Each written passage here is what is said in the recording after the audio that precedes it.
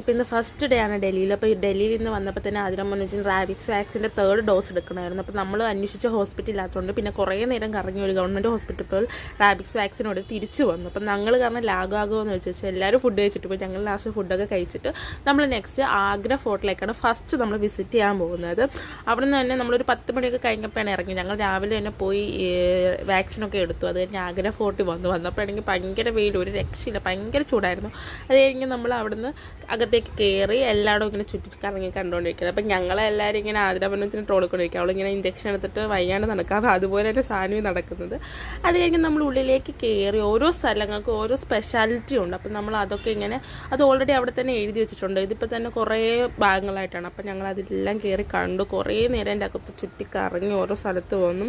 അത് കഴിഞ്ഞ് അവരിതൊക്കെ പ്രാർത്ഥിക്കുന്ന സ്ഥലമാണ്. അത് കഴിഞ്ഞ് നമ്മൾ ബ്രെയിൻ ലീബ് കണ്ടു. അതിന് ഉച്ചയ്ക്ക് ഹോട്ടലിലേക്ക് പോയിട്ട് ഫുഡ് കഴിച്ചിട്ട് നേരെ താജ്മഹലിലേക്ക് പോകാൻ റെഡിയായി.